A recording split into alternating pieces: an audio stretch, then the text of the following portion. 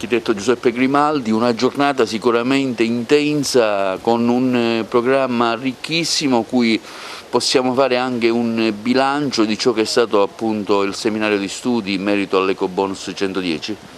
Sì, è una giornata importante di formazione, si è tornato finalmente in presenza dopo quasi 2 anni, quindi da un lato c'è questa voglia di rinascita da parte nostra, dall'altro lato molto autorevole come evento, grazie anche alla presenza dell'ingegnere Presinsano, responsabile del Dipartimento dell'Enea, che si occupa proprio di Superbonus. Un contributo, quello dell'ingegnere, quello di chi è intervenuto, che ha spiegato ai colleghi tante sfaccettature che spesso nei meandri della norma sfuggono e che ci possono accompagnare in quello che sarà, io spero, il futuro della professione per almeno altri 3-4 anni. Ovviamente su questo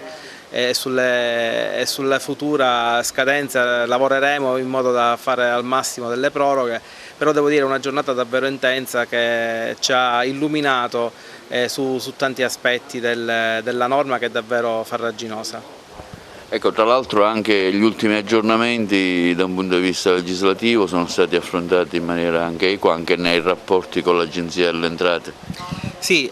sono aspetti fondamentali. Oggi un tecnico che si approccia a lavorare per il Superbonus deve avere una multidisciplinarità fondamentale, perché deve capirne di aspetti energetici, aspetti tecnici, aspetti fiscali, e quindi è chiaro che ciascuno di noi all'interno del proprio studio ha già formato diverse soluzioni, anche aspetti legali legati alla contrattualistica eccetera eccetera, per cui ripeto è stato un evento che è stato davvero formativo da questo punto di vista. Ecco, nel territorio lei ha curato diverse iniziative, come sta andando, come è stata recepita la norma? Ma dopo la prima iniziale diffidenza,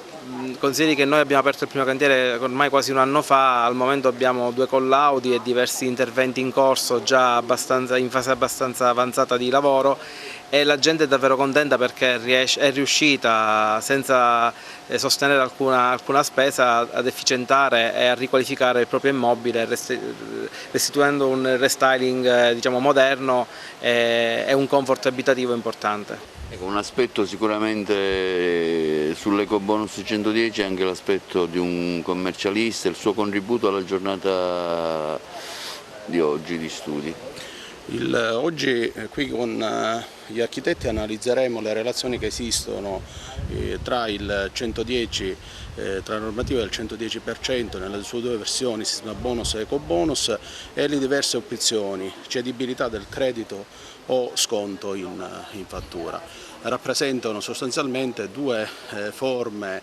optabili dal contribuente quando questo non ha imposta sufficiente per poter diciamo così, da poter contrapporre con le eventuali detrazioni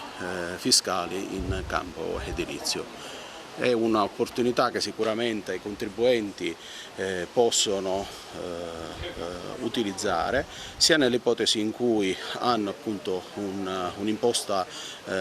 lorda da versare in sede di dichiarazione dei redditi, oppure rivolgendosi al proprio fornitore, optando per lo sconto in fattura, o rivolgendosi a un diverso fornitore, ad esempio una banca, per l'eventuale ulteriore cessione del credito.